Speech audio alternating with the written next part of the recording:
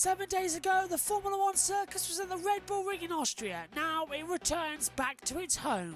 This is where Formula One was born in 1950. It's the British Grand Prix at RAF Silverstone for round 12 of the 2024 F1 World Championship. It's the beginning of July and it's the halfway stage of the season here at the British Grand Prix. July then takes us as well to Hungary and Belgium before the summer break. The Netherlands takes us in August, we're followed by September, beginning with the Italian Grand Prix at Monza. It also has Azerbaijan and Singapore. October sees us back to the United States at COTA alongside Mexico. November sees Brazil and Las Vegas as a street circuit once more. December takes us to Qatar, and the season rounding out on December 8th at Abu Dhabi. Max Verstappen still leads the Drivers' Championship on 237 points. Lando Norris now just 6 clear of Charles Leclerc in second and third. Carlos Sainz is fourth, followed by Sergio Perez fifth. He's just clear to Oscar Piastri. George Russell, victory in Austria has put him in the fight. Lewis Hamilton, Fernando Alonso and Yuki Tsunoda rounding out the top 10. Lance Stroll now on 17 points. Nico Hülkenberg moving up with 14 with a great result in Austria. Danny Ricciardo on 11, Behrman still on 6 and he's just signed for Haas for 2025. He's level now with Pierre Gasly. Kevin Magnussen has 5, Esteban Ocon 3, Alexander Albon 2, Zhou Guanyu, Valtteri Bottas and Logan Sargent still no points. In the constructor standings, Red Bull lead on 355 points, but Ferrari closing them in 291. McLaren have 268, followed by Mercedes on 196. Aston Martin have 58 with RB on 30. Haas have 19, Alpine are on 9, Williams are on 2, and Sauber still on 0 points. Let's take a look around a former RAF airbase. It's Silverstone, 3.660 miles, 18 turns and some of the best corners on the planet. It's Bethlehem for Formula One. This is where it all started in 1950. Get a good exit out of the last corner club, across the line and hurtle down towards turn 1 at Abbey. 8th gear flat out, lift over to 7th, then just coast down towards Farm, back to full throttle. First heavy wheel braking spot down all the way, 3rd gear into Village. 2 tight left-handers coming up, the loop as well, which opens up the throttle slightly before a fast attack into Aintree. DRS open as you enter down the Wellington Straight towards Brooklands, reaching maximum RPM as well. Fly the car in 5th gear, control the acceleration as well through Brooklands into Lovefield. Double apex corner as well. Be careful not to make the car slide out as well. And attack through a long sweeping right across the National Start Straight at Woodcote. Next up, it's the fearsome Cops corner. If you can take it flat out, perfect, but don't be afraid to brake and lift down to 7th gear. Attack back to full throttle for the first 2 parts of the Maggotts-Beckett complex. Flat out before lifting slightly as well, 7th gear. Beckett requires quite a lot of braking as well, down to 5th gear as you attack onto Chapel now. Open up the DRS once again and down the Hanger Straight. Once again, the engine is singing as you head down towards Stowe, named because of the Stowe School just behind the grandstand. Flipping the car in 5th gear corner as well, down the slight crest down towards the pit lane entrance, in towards the Vale chicane, brake at 70 metres into 3rd gear, flick the car into the left, then the right. It becomes double almost apex because it leads into Club at turn 18 across the control line, and that is a lap of Silverstone.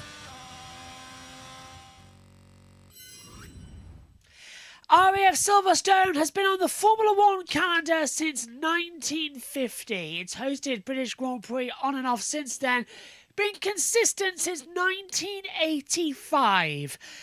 Everyone feels a certain tingle when we come back home. The British Grand Prix at Silverstone is the sporting highlight of the summer. Hello everybody, welcome to the British Grand Prix. So much going on at the moment. England are through to the semi-finals in the Euros as well. We've got everything going on in the cricket. We've had a fantastic atmosphere as well at Wimbledon going on. But at the heart of it all, the British Grand Prix at Silverstone still reigns supreme. Hello everybody, welcome to JB Motorsports' coverage of this prestigious Grand Prix. Live coverage throughout the entire weekend is on JB Motorsports 2. The Grand Prix on Sunday will be on JB Motorsports. If you're watching on Twitch, it's uninterrupted as well throughout the whole weekend. Alongside me in the comment box of this session is Omi. And Omi, it's always nice to come to the British Grand Prix. Not only because it's a home race for JB Motorsports and the F1 community, but it's such an amazing racetrack, this place. Always delivers a great race. Always delivers a great race indeed. Such a great atmosphere each year. All of the F1 race, and it always does deliver, even in boring seasons. But this season isn't boring because it's getting so much more exciting, and we're coming into this race and the next few rounds thinking that we actually have a fight on our hands between Lando Norris and Max Verstappen. So it's very interesting. Cannot wait, and Silverstone should be very interesting. Yeah, what was your take last time out then on the Lando Norris Max Verstappen accident? They said they've kissed and made up. They said that it was fair racing. They've agreed to race hard together in the future. But was it a 50-50 like they've been saying? Or was it, do you find blame on one side more than the other? I think blame does go to Verstappen, in my opinion. Of course, now they've said it's 50-50. At the time, neither of them did it, but it's basically taken them up until now when they've kind of settled it, and they feel a bit more like they can say that it's more 50-50 in the media. But of course, after it, they wouldn't say that at all. So yeah, as soon as they've come to a bit of an agreement, but at the same time, the tension is still there between the two of them. In my opinion, it was Verstappen. In most people's opinions, it was Verstappen. Yeah, we come into Silverstone, and we could be getting the exact same thing. Who knows? It's going to be absolutely fantastic to see as well. Hopefully the British Grand Prix coverage will be on Channel 4. If not, it'll be on More 4, of course, with the elections. You would have thought they would have... No, they are sticking with the F1. Wow, okay, they know which way their cookie is crumpled as well. As our iPad up in the box goes funny and says, please, on repeat as well, which is not great. So Silverstone's always going to be fun as well. We've got the Union flag in the top corner as well for the British Grand Prix round of the championship. Track temperature 21.4 degrees, air temperature 15.6, 79% humidity. But of course, I mean, one thing we are fighting is a bit of a damp track. We saw in F3 and F2 this morning, overnight rain affected, so there's a bit of a dampness out there. Do you reckon that's going to affect intermediates to begin with? Yeah, absolutely. I think we could be maybe getting some intermediate, depending on how the track is looking, but should be very interesting as they try to get some data. It could rain later on in the weekend, so if it is a bit of a wet track, this data could be crucial. Here it is then, back to Simon. Weekend. Make sure you stay with us because we're live for both practice sessions on Showcase as well as Sky Sports F1 today. Saturday qualifying from 2:15, and on Sunday we will return from 1:30. Race start at 3 o'clock. Let's head up to Natalie Jensen-Caroon in the commentary box.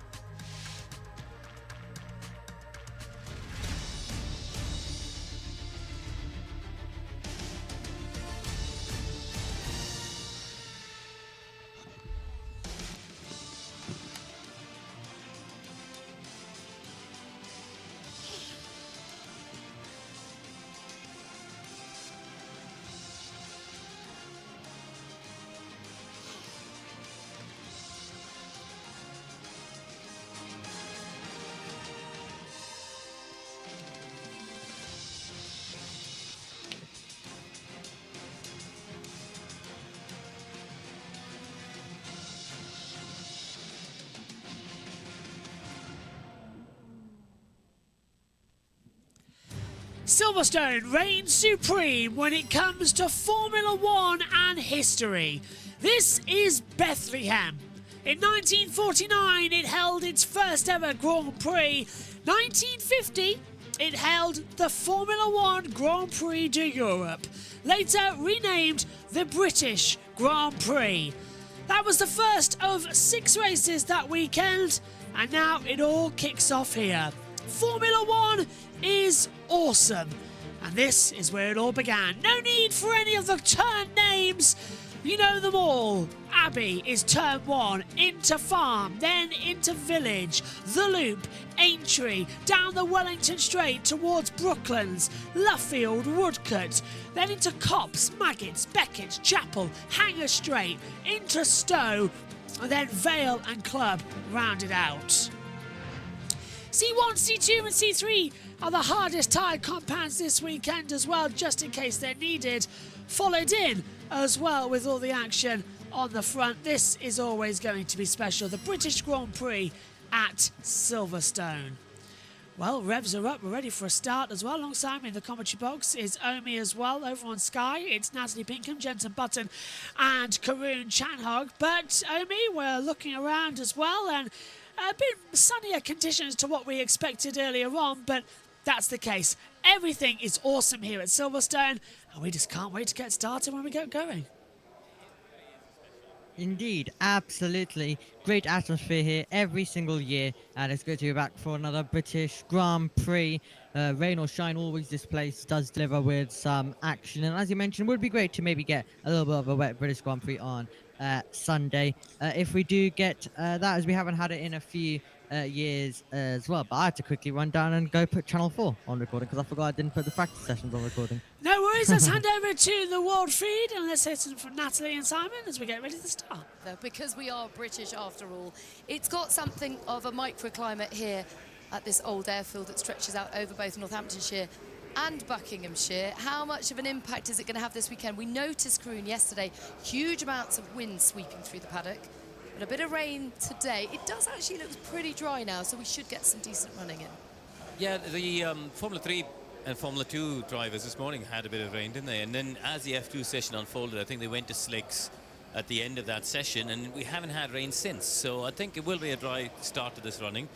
The risk of rain is higher today than it is for the rest of the weekend. So if we are going to get a bit wet, then at least it's only practice day, and it's not going to be for quali in the race. And what about the wind? If wind is always a nightmare here. It is, isn't it? Yeah. How exposed are we here, and how much of an impact does it have on the cars? Yeah, it affects the cars massively. So much so that the drivers actually drive the car in the simulator with wind in different directions. And this isn't me just making it up. Alex Albon told me this the other day, so it's fact. So yeah, because it's so difficult around here with the wind, and it can affect the car in so many different ways. And the lap time difference could be half a second plus if the wind is in the right direction. You normally want a headwind into Stowe, a headwind into Beckett, and that's what gives you the quicker lap time. When you have a tailwind, it's a lot trickier. And with your inside knowledge of Williams, is the Williams car still sensitive to the wind, or is it any more or less than the other cars on the grid? I don't think they're struggling with it as much as they were in the... No, I don't think they are either, but as we're getting ready for the start of this session to click in, there's Franco Colapinto. Numerous changes in this session as well to go through. Isaac Hadjar is in, Colapinto, Behrman and Doohan, the drivers that are swapping over. We'll get into that in a second. But Ted Kravitz is down the pits as the green light is on, Ted. They're down here, but McLaren are preparing for a very significant aero test on their front wing. So they clearly haven't got all the answers they wanted from its debut in Austria just a few days ago. And look at the size of that aero rake just south of the front wing. And if you look at the end plate where it says Velo of that McLaren front wing, that's the old one. So Lando is getting an aero picture. What that huge aero rake does, of course, is just essentially put a 3D, a live picture of the airflow off that front wing and how it's worked, how it then presents itself, the airflow, to the rest of the car. If you look at the same part of the front wing end plate on Oscar's car, you can just see the little silver bit sticking out the side, the chamfered back edge of that McLaren front wing end plate. So that's the new end front wing on Oscar, the old one on Lando. So yeah, not content with challenging and ultimately, well, coming off worse against Max Verstappen's Red Bull in Austria. McLaren still need to know whether these upgrades are actually working for them. Thank you, Ted. So here we go then for the British Grand Prix. Let's check in with Lando Norris. And Lando, just as a heads up, this could be a bit like a winter Barcelona 10 AM levels of grip. Oddly specific there, Romy, as well, to give the precise level. Let's start with Ollie Bearman, of course. There's Kenny Millman over there. He signed a multi-year contract with Haas starting in 2025. So he's in this session in place of Kevin Magnussen as part of his 6 practice sessions he has. But how good is it for Ollie Bearman to have a full-time drive in F1? Yes, he's had a rocky F2 season, but he's been absolutely fantastic when it comes to his F1 debut in Jeddah and his commitment he's shown in these practice sessions. Yeah, indeed. Brilliant, of course, in the F1 Saudi Arabia GP. Brilliant in practice, as you mentioned. But also, yes, this season maybe hasn't gone well for him in Formula 2. Previously, though, in Formula 2, he showed his class last season. He's shown it all across his feeder series career as well. So he's a driver with quite a bit of talent, and it's great to see him getting his chance. Over on Channel 4 this weekend, Alex Jakes alongside Billy Monger and Alice Powell. Brake pedal's very long. It's like there's an issue. Now it's BBW fail, and a BBW fail. Just explain to us. So brake bar wire fail for Lance Stroll, and he's come straight back into the pit lane, as you can see on our driver trackers here in the commentary box. So no brakes there, Romy, so I wouldn't like to be the mechanic who's standing in front of that car when he comes back in about 10 seconds time as well. Not going to be the greatest there. And yeah, he's coming in slow. Absolutely. Yeah, so he's coming in slowly as well. He did manage to get it stopped. No issue for the mechanics. Yeah, was able to get it stopped though. Remarkably, by the way, we haven't got our usual setup in the box this year with another monitor with directly live pictures. So our Channel 4 pictures are 30 seconds back to what everybody else is watching, which I think is still very good because we can keep an eye on what's happening there. And it's in HD as well, which is very good for this laptop, which I'm surprised because it doesn't usually handle it, but it is handling it very, very well. So yeah, I'm very happy at the moment up here in my box because this weekend I've got 1, 2, 3, 4, 5, 6, 7, 8 monitors as well. And I've got the Channel 4 pictures on. You'll be hearing that hopefully as we run on with Jack Doohan, who is in this session for Pierre Gasly, the 2024 Alpine F1 Reserve driver. He was 3rd place with Invictus last year in Formula 2 and looking to be very, very strong indeed. But with 4 Brits and 2 Aussies in this session, for those of you who want to know, as there is Mick Doohan, the 5-time World Motorcycle Race Champion. Of course, also he's Jack Doohan's father, as the graphic says there as well. But Mick is actually going to be at Donington next week as well, so I'm going to be keeping my eyes peeled for him to have a word and see how he is and how his son's doing as well, and see if there's any chance of Jack getting that Alpine seat. So keeping my eyes fully open next weekend at the British World Superbike Grand Prix. Yeah. So now it goes fast with 31.589. So already they're out there only on dry tyres. Track looks like it's dried out a lot. So we're going to see maybe a slow start to practice 1 as we get a yellow, double yellow at Maggots and Beckett's. And there's no one in that sector. Norris, Piastri and Bearman going through there right now. So I don't know why there's a double yellow. It has now gone green. So we'll check that out in a second. But do you reckon we'll see a cool start to this session? Then everyone's going to start banging the lap times end of the day?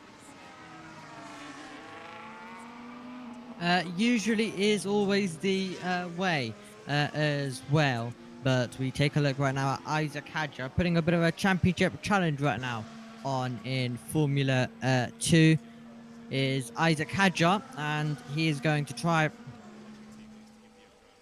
take it in the next few rounds as he pushes on. Perez has got a contract extension, but if he continues with these Q1 eliminations, they could maybe strip that contract.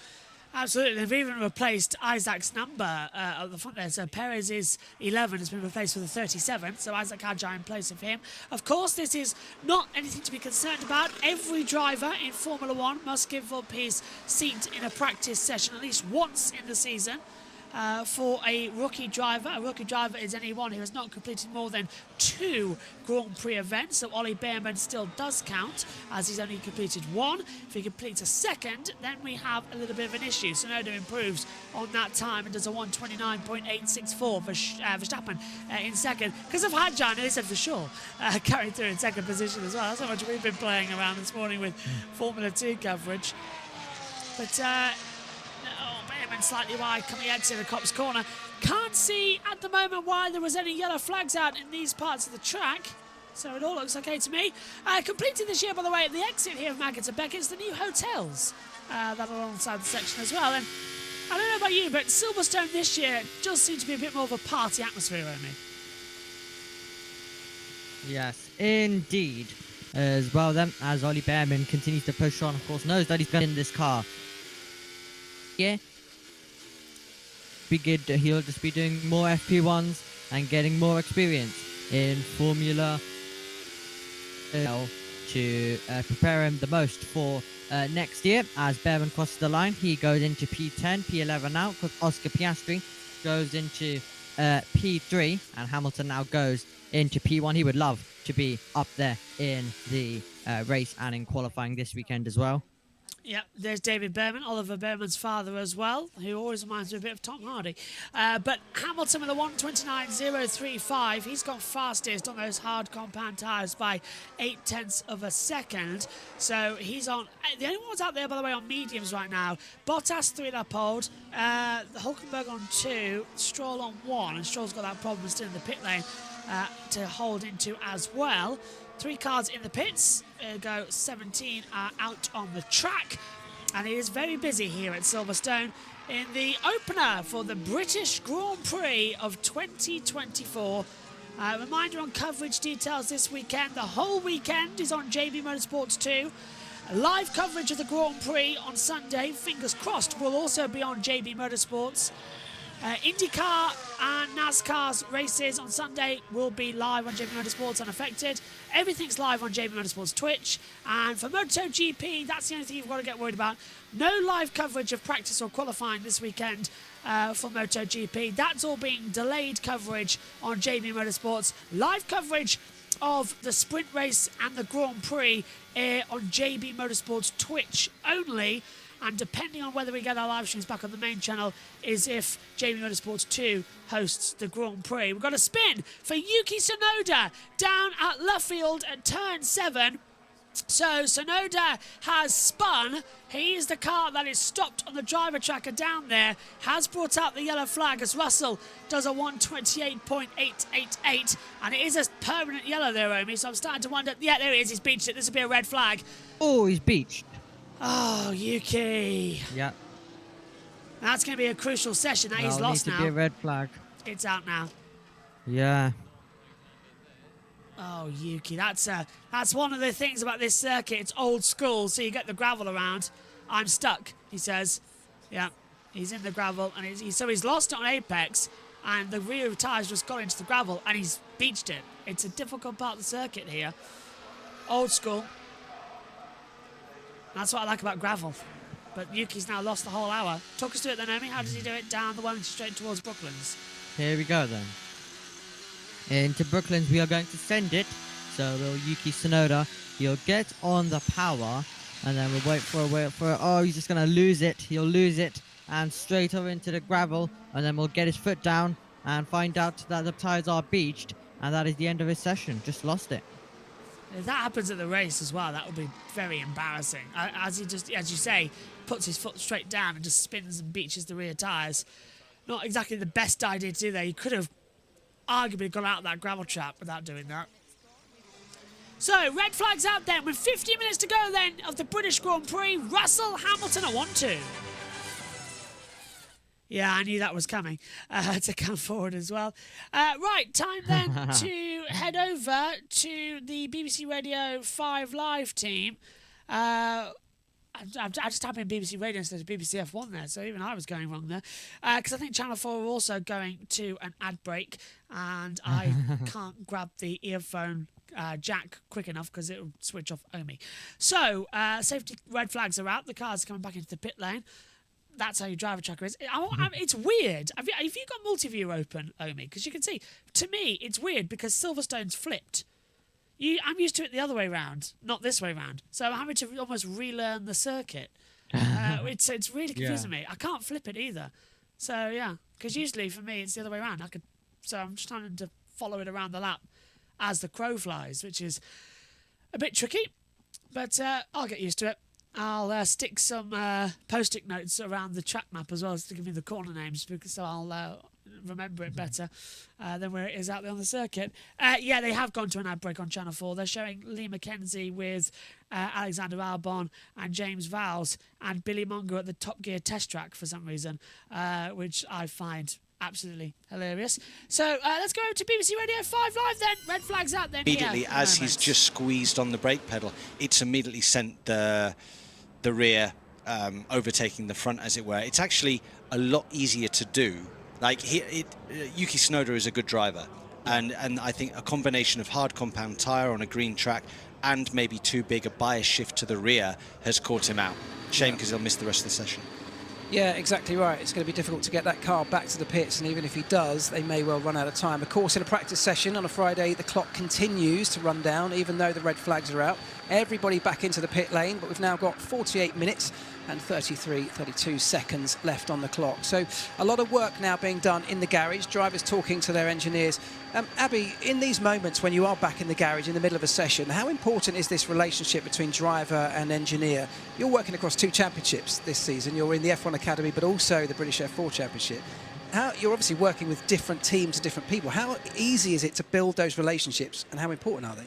Yeah, communication is absolutely key. You're saying, you know, I'm in 2 different championships, but I've kept the same engineer for both championships to keep that consistency of communication. And there's the mechanics, obviously, and that's changing from championship to championship as well. And we like to make sure we're always having a laugh and getting along. And then when it's serious, make sure that we got our heads down and go. And yeah, in a situation like this, you know, I'd be punching myself a bit if I was Yuki, because practice 2 and practice 3 might be wet. This might be the only dry running they're getting. It's a very good point, isn't it? And it's a lot of learning. You know, they're not just running around having a play out there and getting a feel for things. There's a lot of learning and data collection, isn't it? And when you get to the end of the session, you go through things like your debrief, going through the data and the learning that you've acquired over the session really does feed into how the rest of the weekend plays out. Yeah, exactly. And the track's changing constantly throughout this session because, as you say, it's rained, it's gone a bit green, so the track's going to be rubbering in and getting better and better. And you know, that's all that opportunity's gone there. Yeah. Listen, Abby, I know you've got to run off, so before I do let you go, we need a prediction, of course, for Sunday. British Grand Prix, is it going to be a British driver that takes that top spot? God, I hope so. I'd really like to hear the national anthem. I'd like to see the Lewis Hamilton and George doing well, obviously the full British lineup, but I want the Alpines in the points again. Yeah, you're conflicted, I get it. Yeah, very politically. Well done. It's a political weekend. You answered that very politically. Nice one. Thanks ever so much for popping in, Abby. Thank you very much. Great.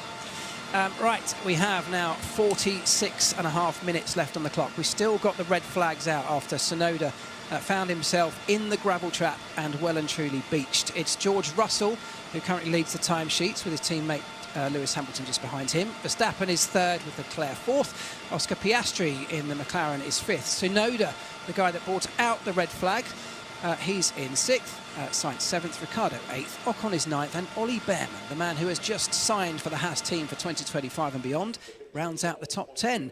Jenny, I believe you're down at Mercedes, currently topping the timesheets. Yes, I am. I just thought I'd come and have a look. Cars are getting prepped to get out again on track. The drivers have still got their little TVs in front of them, and actually someone asked me a question the other day saying, what is that thing in front of the driver? Why can't we see them in the garage anymore? Because not only do they have a halo, which makes it quite hard to see them, but now they have these wraparound screens that can show them data or actually what's going out on TV now. So they can see Yuki Tsunoda in the gravel with his car and how that happened. And yeah, they no longer have to make eye contact with the likes of us until the TV screen's whipped away. But yeah, Mercedes this weekend, I'm just looking at the upgrade packages because everyone seems to have got little tweaks. So they've got a front and rear wing tweak and a front rear corner tweak, but nothing major, as George Russell is the first driver to go back out and waiting down at the end of the pit lane for the lights to go green. Yeah, absolutely. Just under 45 minutes left of this 1 hour long session. So still a lot of opportunity to learn. Sam, let's talk about the championship because things have really hotted up, haven't they, at the front end? And you're sitting here next to me, dressed fully from head to toe in papaya. So let's... I'm pleased that you said papaya and not orange, because you got it right. So well done. Let's talk about McLaren then, because it's been a real resurgence. Obviously, Lando Norris is the man of the moment, bringing the fight to Verstappen. But actually, it's much bigger than that, isn't it? The whole McLaren team and, in fact, organisation has gone through a huge amount of restructuring, a lot of learning, and they're now starting to see those results, aren't they? Well, there's been a few really key signings over the last couple of years behind the scenes at McLaren. So I think Zach Brown has done a really good job in investing in the right people in the right places within the team. I think Andrea Stella is the perfect operating boss, as it were, to galvanise a group of individuals to create a great Formula One team. And that's what they've become again. You know, when I was growing up watching some of the greats, McLaren were the biggest team out there, and they fell away a bit for quite a period of time, but they're back now at the sharp end. For a lot of these mechanics and engineers now working at McLaren, this is a new thing for them. They're not necessarily used to it. Red Bull, everybody's used to winning every single year. Mercedes, it's the same thing. They're not used to not winning. So this is new to McLaren and very, very exciting for them, and it's exciting for Formula One, Mark, to have another big brand up there fighting. And it's no longer just the Max Verstappen Red Bull show.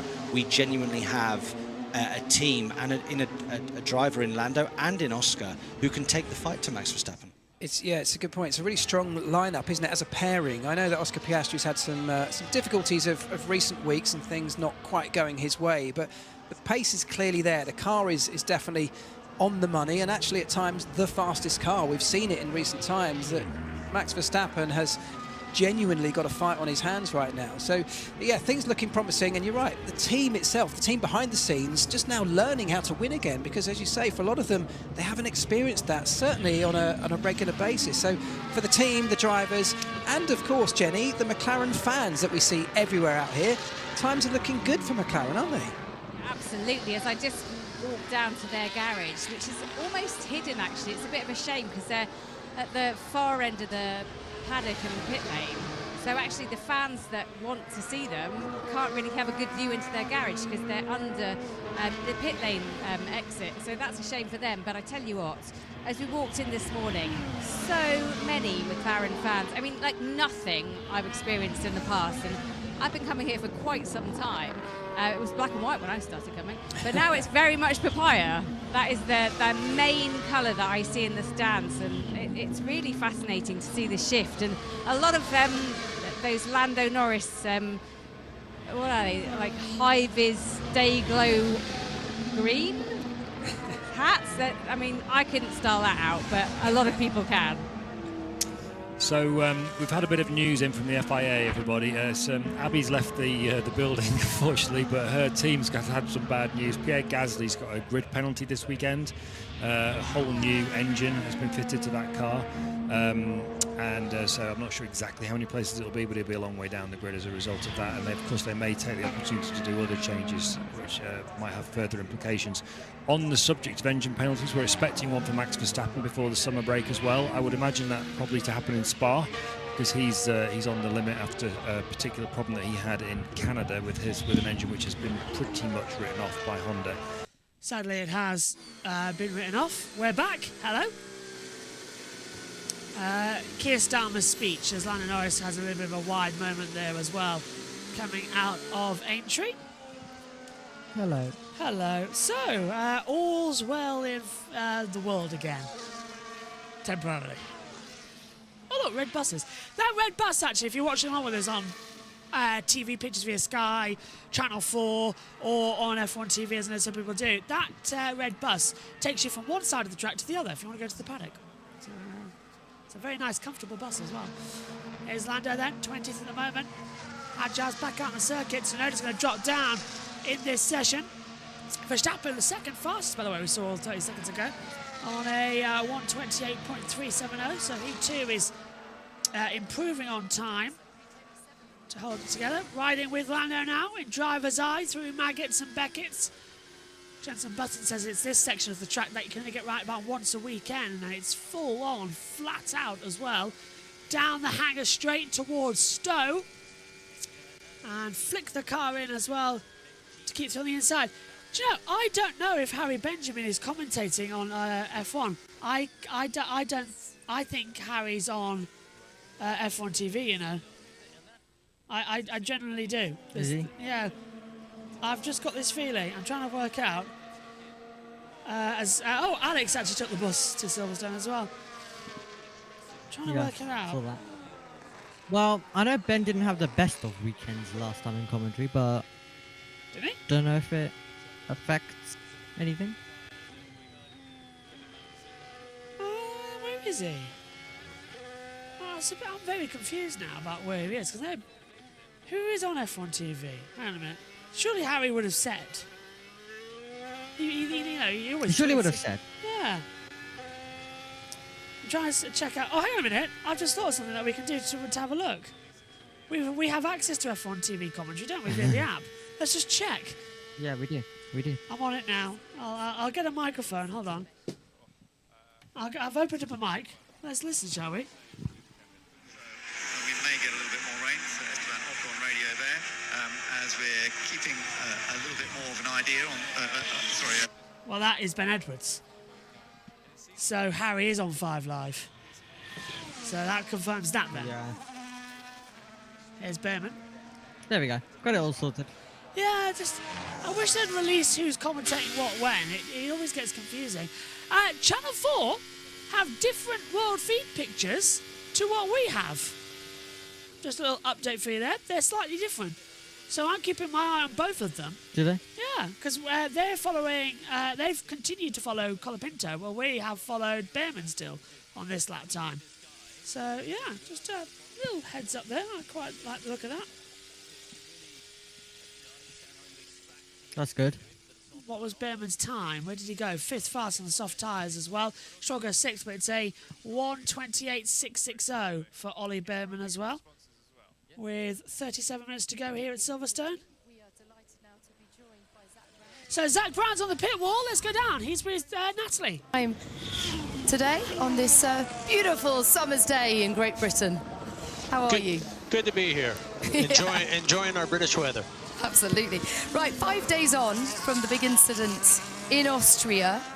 It's pretty impressive how Lando seems to be very calm about it. He seems to have moved on. Do you share those sentiments? Is that a team approach?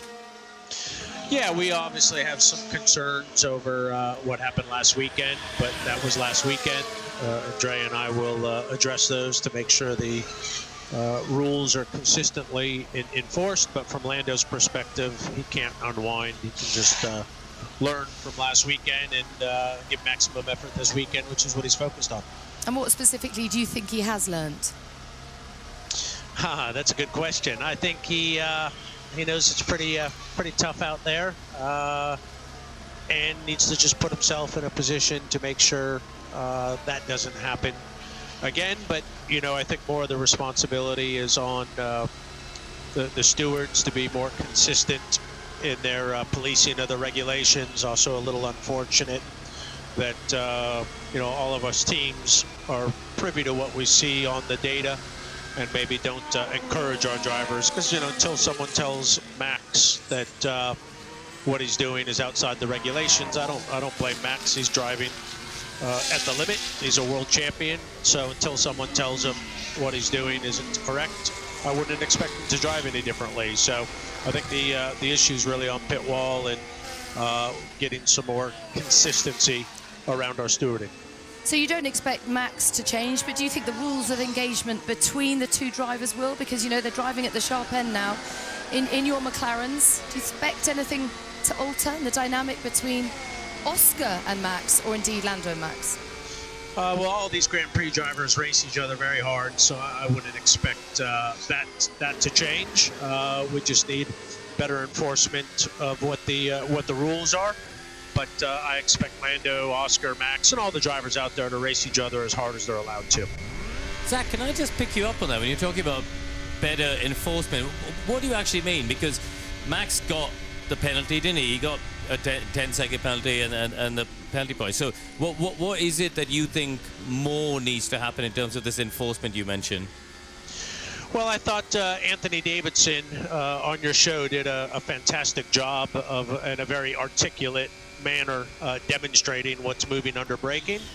And I think had that been flagged earlier, then maybe the incident that happened wouldn't have taken place. So I think after you have a few moving under braking, there should have been a flag and then ultimately a penalty, and maybe that small touch they had would have never happened in the first place.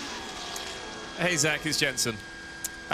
So Zach, last year you came here with an upgraded car and you performed extremely well, just off of the Red Bulls. Here, do you think you can go one better? Does it feel that you have the package to do that? And obviously your correlation seems to be working very well. Wind tunnel, simulator, track. Where do you feel you are right now? Yeah, I see no reason why we can't pick up on the same form we've had here, these last half a dozen races. So I'd like to think we're in with a shout at running for pole in the race win. Mercedes clearly continue to go from strength to strength, and I think every race weekend, Max has to come into it as the favorite, and Ferrari's always in the game. So yeah, I see no reason why we can't be competing for the win this weekend, but it won't be easy. Was that you're an adopted Brit. We love you over here in the UK. And what's it like to be at the team's home race, to have all these fans? There's a huge amount of papaya out there in the grandstands. Yeah, we love it. The British Grand Prix is awesome. The fans were here bright and early.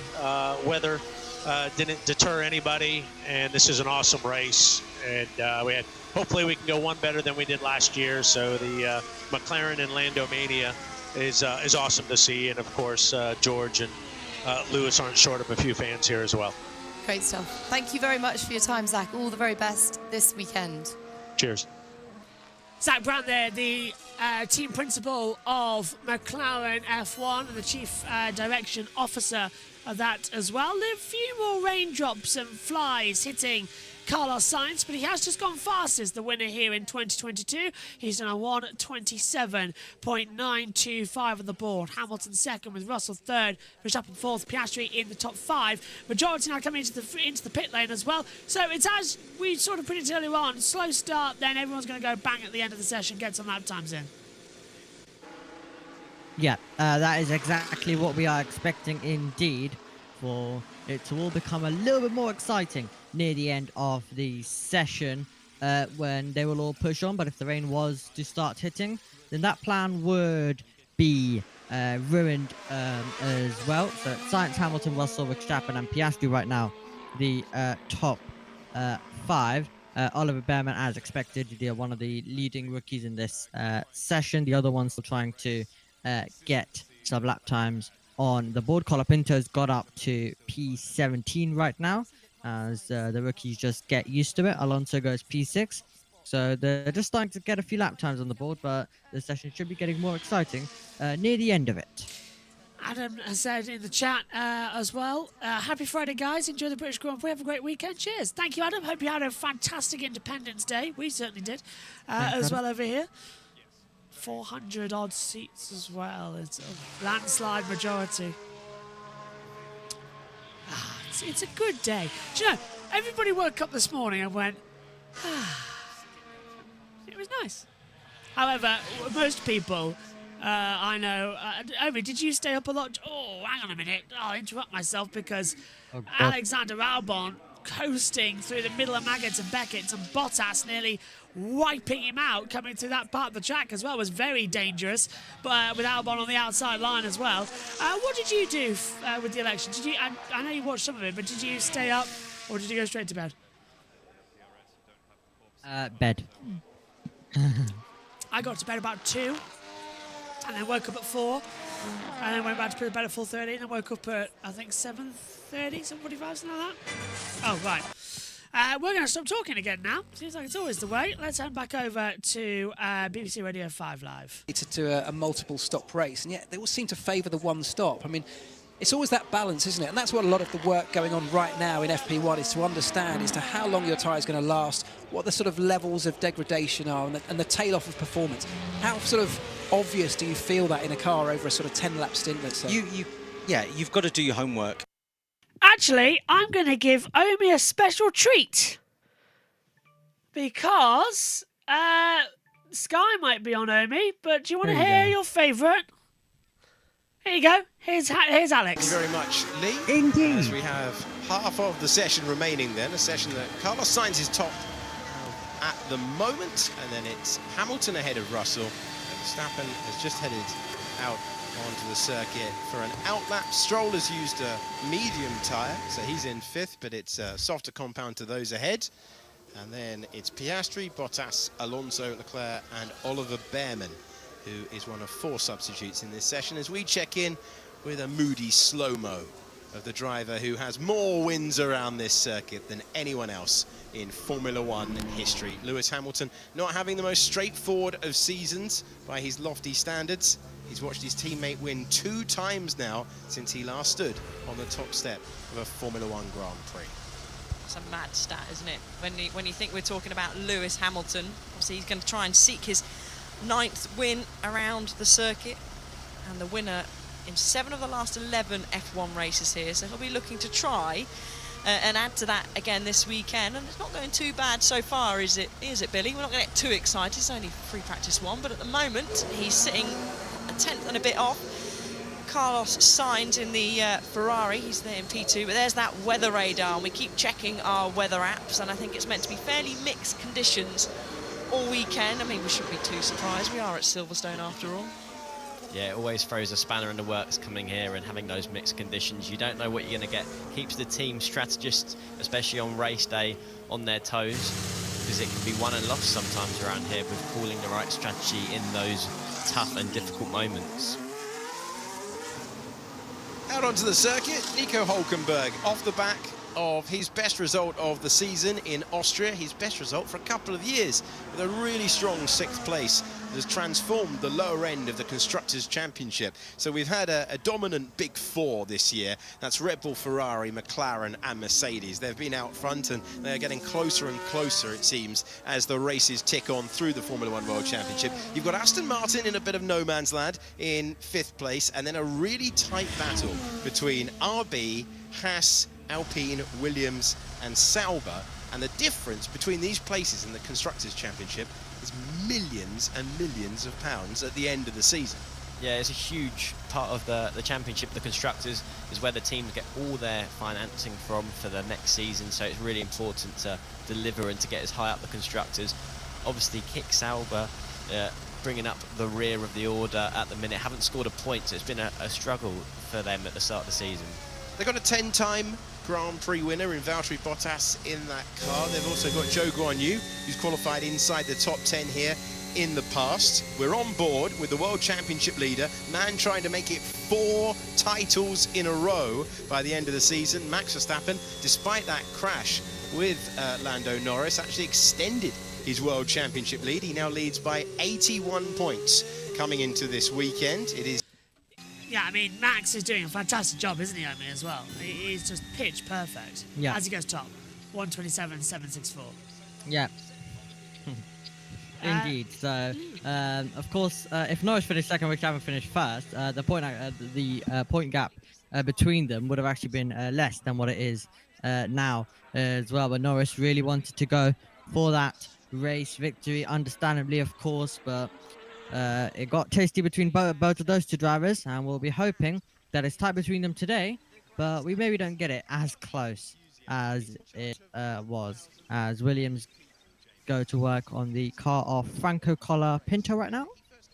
New front wing coming on for him. First time I've actually commentated on Channel 4 since 2018 in Abu Dhabi. That was the last time I commentated on Channel 4. Wow. It's weirding me out. I'm so used to Sky these days. But yeah, coming into it, Verstappen. Oh, Russell second. 127.774. So 10 thousandths of a second separating at the moment, everyone there. That's insane. This is getting rather good, isn't it, actually? Let's look at Charles Leclerc coming through. I understand that they're going to go to an ad break now, so I think... All getting... Go on. Yeah. Most likely, I think they'll go on an ad break, but Sky aren't. So we can easily switch over back to Sky now. Yeah, that's going to be fun throughout the weekend that we can go to and fro. I can't wait. It's one of the only times of the year we can do that up here in the comms box, and now we can actually press the buttons as well, which is fun. So anytime Sky go to break, if Channel 4 aren't, we get constant TV pictures as well. So it's good for us watching. Here comes Hülkenberg up towards the line, and he goes up to 6th on 128.082 on the board as well.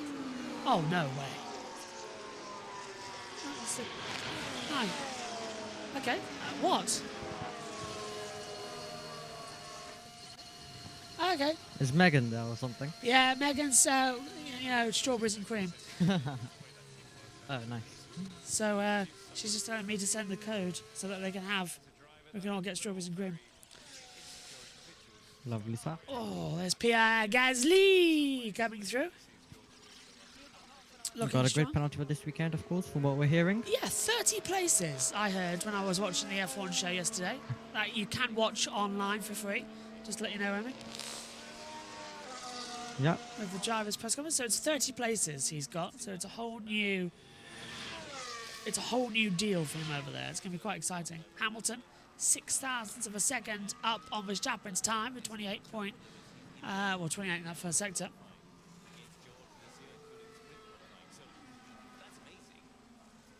Oh, I'm having to do like several different thousand things on here. Go on, could you help me out for 30 seconds, Emmy? Yeah, absolutely. Lewis Hamilton then makes his way through the first sector. Of course, not improving on his first sector. He's done better, but he is still up on Max Verstappen. 10,000 separating the top two with Verstappen and George Russell. Oscar Piastri will be looking for a lap very, very shortly. His best is on the hards. Bottas has improved his time, but not position as well. And Alpine starting to become a little good in the last few races compared to the horror show that they had at the start of the season. Since then, it's been getting better for them, but the only thing that's not been is Verstappen improves his advantage at the front of the field. The only thing that's not been getting better is the dynamics between Ocon and Gasly. Those two went wheel to wheel last time out in Austria. Luckily didn't collide, but it's been getting so close between those two drivers, so Alpine do need to try and manage that, but it's a bit hard when one man is being shown the door at the end of this season. Isaac Hadjar also looking for his first proper lap in this session as he's over 8 seconds off. So Verstappen is still there, 45,000 as you say, Omi. So we're on board now with Isaac Hadjar. Come on, Isaac. Get into the spirit of things. Get into the money for it as well. Ted, down the pits. Drivers, well, at least two of them. So Isaac Hadjar has been doing a lot of test items, so don't take his rather lonely position at the bottom of the timings as any reflection on his ability, Natalie. In fact, a moment ago, he was being sort of reseated with the seatbelts in the cockpit. It looked like the seatbelts weren't quite right for him. And a burly mechanic was sort of tightening up Isaac's seatbelt. But looks like he's about to come back in to the pits. And poor Jack Doohan. Do you remember the last time, guys, Jack Doohan got in for a practice session and it was raining and he managed like one lap? Was it Canada? Canada. And it's happened again because he's had his running curtailed by an issue with the left rear corner of the car. It looked like it was a problem with the brake drum. Yeah. Doohan has been in the garage for a while, but is back out on track now. Looks like one of the Red Bulls is about to come in. Is it Verstappen or Hadjar? I'll find out for a moment. So, not all plain sailing for the substitutes so far. That's going to be so annoying for Hadjar. Get to a session and it's all test parts as well. Oh my god. Yeah, indeed. For Isaac Hadjar, but yeah, we know his talent from the feeder series as he kicks up a bit of gravel through a woodcut as well, so making his way through down towards Cops Corner.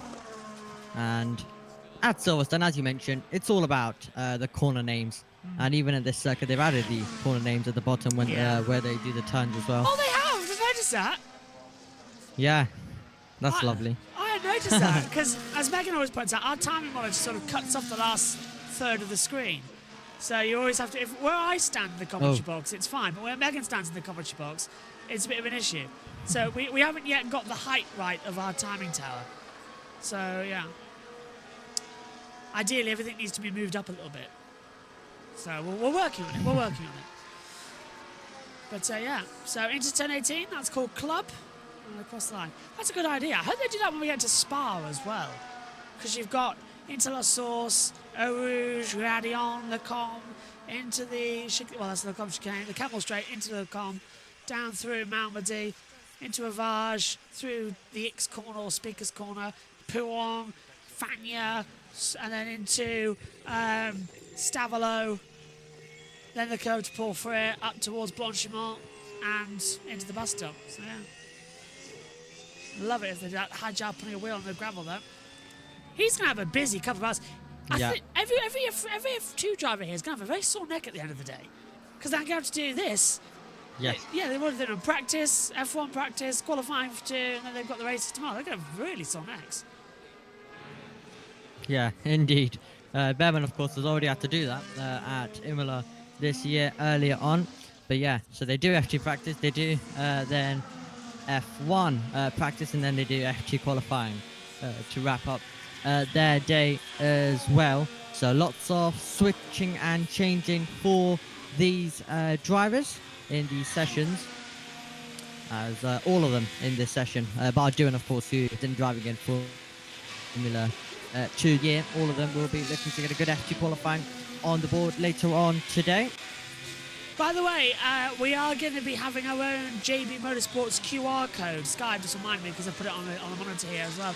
That will be on the screen so that you can scan it to join our Discords, all the channel links, everything. That's all coming forward soon as well, because we have got big plans coming for JB Motorsports in the second half of this season. Sort of like a beta test, but also coming in at the right time, because I know some people want to cover some sports that start in the autumn going into the winter as well. So there's lots of things that we can cover.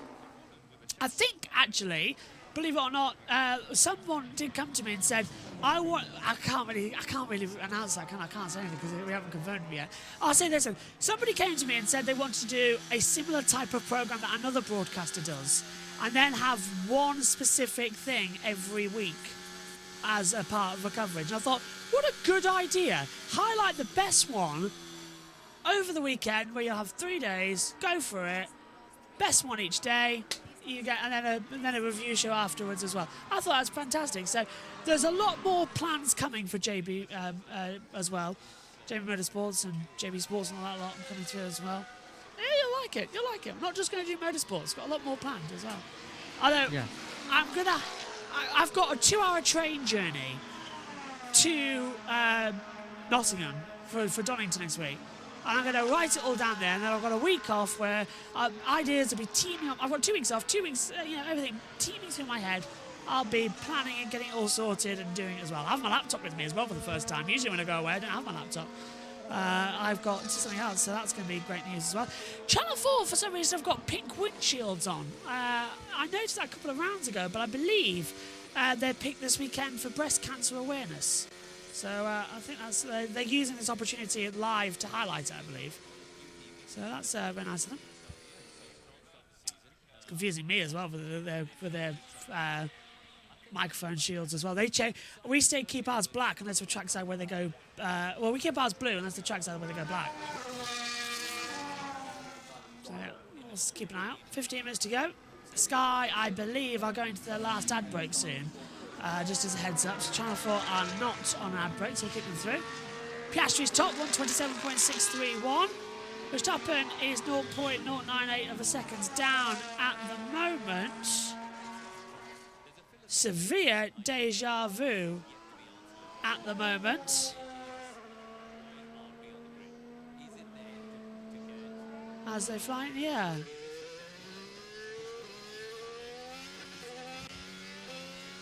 Here comes Alexander Albon then up towards the line and starts a lap time in the Williams. In towards Abbey at turn 1, 8th gear flat out through Village as well. This is your first opportunity if we break it down at turn 3 at Village. Flip the car in, 4th gear, back down, 3rd gear through the loop, slowest corner on the track actually. 5th gear, 6th gear through Aintree, Wellington Straight open. And this is the part of the track I love. Brooklands through Luffield and Woodcote. You carry so much speed on the entry, flick the car in, and he's got off the track actually, and Albon's made a small mistake on me. So that's sport the lap time for him. Just ran it too deep, he went in too wide. Yeah, too wide there for Alexander Albon, so that is lap done for the Williams driver as well. Kind of celebrating his home race at the same time this weekend is Alexander Albon. So he'll be hoping for a good weekend this time out here at Silverstone. It's Piastri though on the soft who is quickest of all. We are going to take a look at a replay, are we? Yeah, we are going to take a look at a replay. This is Albon running wide. We were looking at a completely different part of the circuit at the start-finish straight for no reason. Yeah. But the replay is just trying to get everything working there. But yeah, Albon running wide and ruining his lap. This is what we're looking at for the pit lane. This is down at Vale. That's doing and getting in trouble. What are these guys doing, man? Dawdling. Yeah, so I think it was Colapinto who was in in the Williams, and then I didn't know who was in the. I don't know who's in. I would say Alonso because he's the one just ahead of them in the Aston Martin. Because Albon's backed off. So yeah, I'll keep an eye on that one going forward. But Doohan was not happy on that last drive around. I think. Yeah, Doohan's backed off massively, so it must have been Alonso and Colapinto who were impeding, because Doohan's now 15, coming through 10-15 as well, and he's 16th on the board, so there's no enough right with what I was about to say. Before I stop myself, here comes Lando. And goes fastest by 2/10 of all. Now, that's a surprise, because it wasn't as a good first sector, actually, but not the fastest overall. But Lando, 1:27.420. Fast ever lap time here, though, was a 1:27.097. That was a lap record set back in 2020 by Max Verstappen. The pole time here, fastest pole time, 1:26.720. Do you know, Omi, I think we might beat that. That was set back, that was last year's pole time. We might just beat that. We could indeed beat that as well. Last year's qualifying around the circuit was absolutely amazing. What a qualifying session that was indeed. A very late lap. Norris nearly had it, but Verstappen though ruining the party right at the end of the session. And this was a great part of the season when you had McLaren charging at the front of the field. It all started in Austria with some points, and then at Silverstone it was a podium. It was taking the race lead on the opening lap. It was a phenomenal effort from McLaren, and this was the turning point for them last year. And ever since then, it's been amazing for them, and now they're fighting for victories constantly. Lance Stroll is improving. Sergio Perez hasn't even got a microphone on his headset there. It's just headphones to the radio. Yeah. Spots of rain apparently being reported at Beckett's, from what I'm being told. That could be interesting. So if that rain's coming with 11 minutes to go, 74% humidity, winds blowing 6.5 kilometres through the southwest as well, so it is a possibility. I've opened up the commentary box. Oh, Verstappen, it's starting to drizzle, so you're right, yeah, it's starting to... And off, yellow flag in the first sector. It's clear now, sector 4, so that's coming where Russell is now at Village. Well, I don't know, there's the radar, Omi. Yeah, a little bit of rain just coming across the circuit in different areas at different times. Yeah, so the rain starting to fall at different parts of this racetrack, and then hopefully we're going to be able to get an interesting end to this session, and then practice 2 will be interesting with what the wet weather is, if we are going to get any wet weather in that. And of course the feeder series qualifying is coming up as well. As always, getting spoiled by the rain. Always kind of the way, isn't it? Norris, 1:37.4 was his last lap time through Chapel. And then down the Hangar straight here. Lots of traffic for Russell. The 2 Ferraris involved as well, and Alexander Albon. Russell can't clear the clear as he comes into Stowe. Down now towards Vale. Turns 15 and 16 on this circuit. Throw the car in nicely. Back on the power. And through the last corner, 10-18. This is Club. And Russell stays in fifth position with that light drizzle and old tyres. No one is improving on their Delta lap times at the moment as well. So Norris 1:27.420. Stroll second fastest on a 1:27.554. There's Mick Schumacher, reserve driver at Mercedes as well. Is he a contender for either a Mercedes or an Alpine seat or even a Williams seat? There's so many that he can go to, which is getting even more and more confusing. Yeah, indeed. It's just the driver market is absolutely wide open and exploding. We had Science, who looked most likely to Williams. Now it's to Alpine, so it's all getting very interesting and chaotic as well. Let's take a look at a replay with Carlos Sainz. He's got his teammate ahead and also an Aston Martin. Oh, this is not going to end well, is it? Sainz is going to go to the inside, isn't he? Oh, he backs off. Oh, no. That was, I think, Stroll. Oh, right. Yeah, it's Stroll in the way. What is he doing? Stroll, wasn't it? Lance dithering on the... This is why Lance Stroll shouldn't be in Formula 1. Oh, Lando! Has he got a problem? This is down at... Is he on like a floor? What's happened to his floor? Piastri as well. Oh, it's Piastri, it's Piastri. I think I have a hydraulic problem. Oh, okay. The steering start and everything. Copy. They're actually just having... Well, we thought it was Norris, but it's not. The computer got it wrong. It's Oscar Piastri. You can see on your driver tracker, he is coming to a stop. He's going to try and crawl it into the pit lane if he can. That'll be fantastic news if he can get it through. But it's downhill the pit lane here, so he should be able to get through. But if he doesn't, it'll be a red flag. But where do they go? Well, yeah, now look, this is a problem because Duwen's coming to the pit lane and Piastri's crawling in. He can't get through. Oh, Wi-Fi's gone off. Oh, great.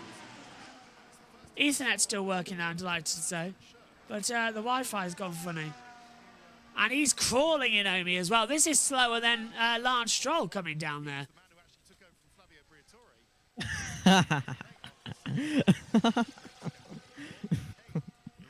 Oh, God. Well, I called him Dum yes. I called him Dum Dum Slower than last Lance week. Stroll, as you mentioned coming in there. Yeah, I called him Dum Dum last week in first practice. Got in trouble for that. Pit entry's closed. Pit entry is closed. They've closed pit entry. Did you? Yeah, a little bit of a telling off from the Aston Martin media rep. Got an angry text message from her saying... Behave. Yeah, behave. I said, sorry. They did laugh about it, though, so it's kind of right. I did get the official telling off, don't call him out on the air. So I apologise, Has Lance. he fully stopped? Yeah, this will have to be a red flag. They can't get that. They can't just keep that going. 6 minutes to go, and they need to get that car out of the way. Pit entry's closed as well. So what do we do? If there's a red flag, you've got to come back into the pit lane. What are they going to do? They've kind of shot themselves in the foot here. Pit entry is closed. Look, there was an Aston Martin of Alonso about to come into the pit lane. Can't. Stroll was doing the same thing. No, Lance, you can't. Pit entry's closed. And this is really going to play people, Omi, who've got low fuel loads. So I don't think the pit entry closed needs to happen. We could have just put a virtual safety car out there. This is going to destroy everybody now. And Oscar might be in trouble here for stopping in the pit lane and causing this issue because he's chosen to do that. Huh. Yeah, he's tried his best to try bring it in, as of course he doesn't really want to stop it on the track. So he's absolutely tried his best, but has only been able to get into the pit lane. So they'll continue on the circuit, but no one can pit, and they can't deploy the red flag because, of course, they need to come to the pit lane for the red flag to happen. But the pit lane entry is blocked. Here's Leclerc. This is in Maggots and Beckett's. There's a car divvying out in the middle of the track, and it's again Lance Stroll. I nearly crossed with Lance. I love the way that... Lance Stroll desperately needs to be sacked from Formula 1. He's right in the middle of Maggots and Beckett's, and he's crashing everyone. There's nowhere for me to go in here. Copy that. Okay, he's looking busy now, mate. Oh, Lance. Lance is going to cause a serious accident here this weekend. I can feel it coming. Pit entry is open. The marshals have managed to push him into the pit lane. Well done, marshals. They've pushed Oscar in. Brilliant. To be fair, Steph, if you're watching, I might call him a dum-dum again, to be fair, because that was a dum-dum move. Pin entry's open.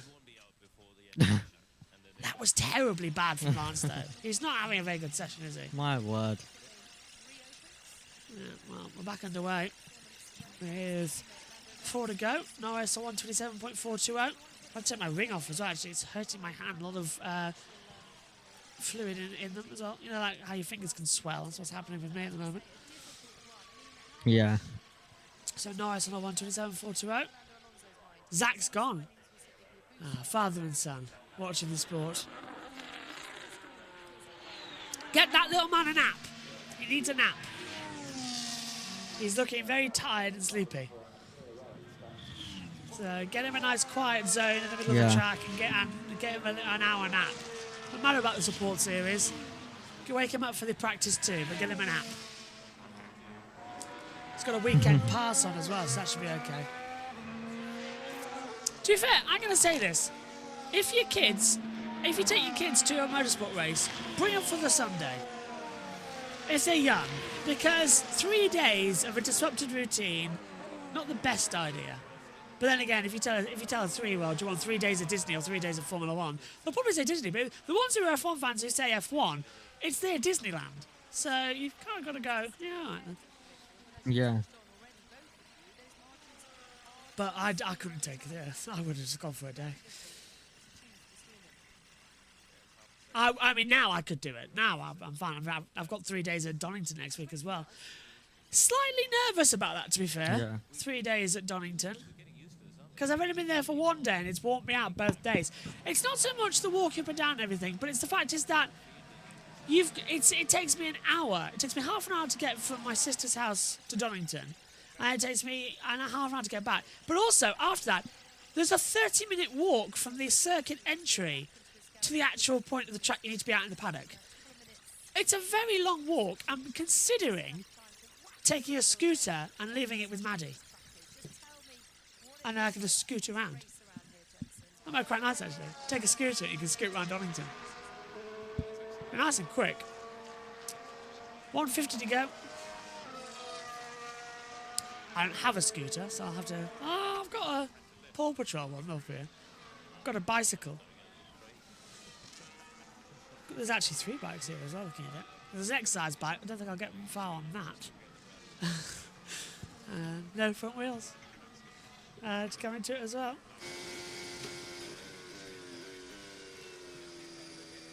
So, JT's going to be helping us out this weekend as well with the F1 coverage. Also on USON. 1 minute 16 to go. The British Grand Prix at Silverstone. And so what do you think's wrong with Oscar? Do you reckon he'll get back out there on the track? For FP2, it seems like they'll need to do a bit of work, check what's wrong. Hopefully they can fix it and he is able to get back up there because McLaren do need a second man up battling at the front of the field to help Lando Norris from time to time. But it can be a bit of a hindrance as well if we do get something like the Austria sprint race. But Norris has much more pace than Piastri, but Piastri is able to slip through. Doohan on his time, 17th at the moment. Hadjar moves ahead of Tsunoda. Well, that's Tsunoda now finishing last in this session, no matter what. Well done from Hadjar. Remember, the rookies in this session majority are going to be using test parts. Beerman, however, getting 6 sessions this season in his preparation to become a Haas driver in 2025. So he's the exception to this rule. Got half an hour, right, until F3 qualifying. Should be good. I believe so. And then I believe you've got to set Megan's laptop up as well for MotoGP. Yep. That's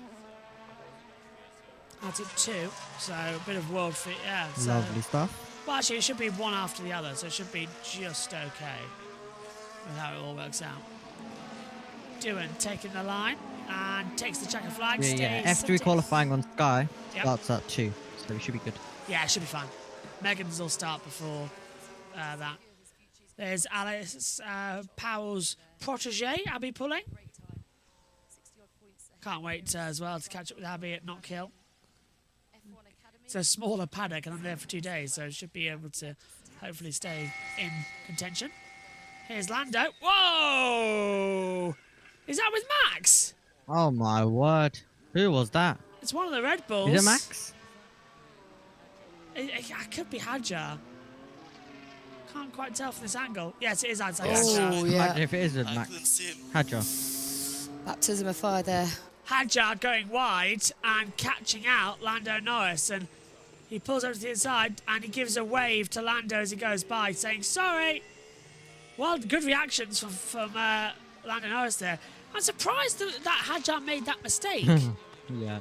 But then again, Lance Stroll's making it, but yeah. Yeah.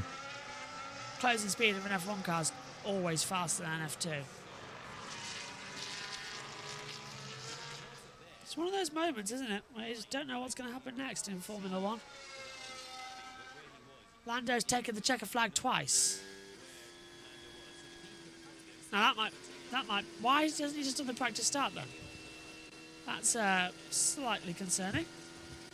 No, Lando's just taken the checker flag now. Okay, that's good news. So Piastri won't take the practice start, neither will Tsunoda or Hadjar. Who's in the pit lane? Yeah, Ricciardo won't take it either. So everyone else is going round to the grid to do their practice starts. Carlos Sainz is one of those drivers who now lines up on the grid. Stroll is second fastest in the session, despite nearly being, I don't know, a walking bomb in this session. 127.554. It's Lando Norris, though. Great hopes for Great Britain with a British driver at the British Grand Prix. It's a 1-2 at the moment, 127.420, as Channel 4 have gone back to the pit lane with Mark Webber and Lee Mackenzie trackside. So everyone concludes, and now practice starts continue. So what did you reckon of that session, Naomi, going into P2 later on? Interesting session. Cannot wait to see what FP2 is going to be like later on, and the rest of the F1 weekend. But should be an exciting weekend. But next up, Formula 3, Formula 2 qualifying. Cannot wait for those. Hadjar and Norris have been noted for impeding, so we'll keep an eye on that as well, as Lewis Hamilton does a by-point find, revs up and slightly releases the clutch, and away we go. Piastri in a bit of trouble then as well. Tsunoda spinning and causing a red flag as early on in the session, and Piastri will hopefully have his car repaired by the time we get to practice too. It's Hammer time. Well, Hammer will have to do better than 7th. It's currently Landomania on top here at Silverstone of 127.420, and it will be investigated after the session, the Hadjar and Norris incident as well. New hotel sections are flying down there at the start finish straight. Red Bull Entertainment stage as well. Silverstone absolutely packed here as well. George comes up to the line to do a practice start. Revs are up. And away. Good start there from Russell. Very well controlled. Norris is pretty much similar actually as well as they come into it. New font on the Silverstone wing this season as well. Here's your results then from the first practice session. Lando Norris is fastest, with Lance Stroll second and Oscar Piastri's in third position as well. Max Verstappen's fourth, with Russell fifth, Alonso sixth, Hamilton seventh, Leclerc eighth, Sainz ninth, Ocon holds the top 10. Then it's Hülkenberg 11th, with Bottas 12th, Ricciardo 13th, Bemmer 14th, Zhou 15th, Albon 16th, Doohan 17th, Colapinto 18th, Hadjar 19th, and Tsunoda is in 20th. Closing thoughts as we get the news that Stroll and Leclerc will also be investigated for impeding out there on the circuit. Closing thoughts, Amy, for this session? We've had an interesting FP1. Still, though, lots of unknowns. So I think we'll start working them out in FP2 and FP3. If we don't, even better, we're going to qualifying with a bit of an unknown. And rain in the air, anything is possible. The British Grand Prix is going to be electric this year once again. And so will Formula 2 and Formula 3. So cannot wait for those. Qualifying is coming up next for them. Thank you, Emmy. Thank you, everyone at home as well. What a fantastic opening session we've had here at Silverstone. Next up, it's F3 qualifying, followed by F2, and then it's F1's second practice. MotoGP also coming up in between with delayed coverage on JB Motorsports. Thanks for your company. We'll see you soon. Bye-bye.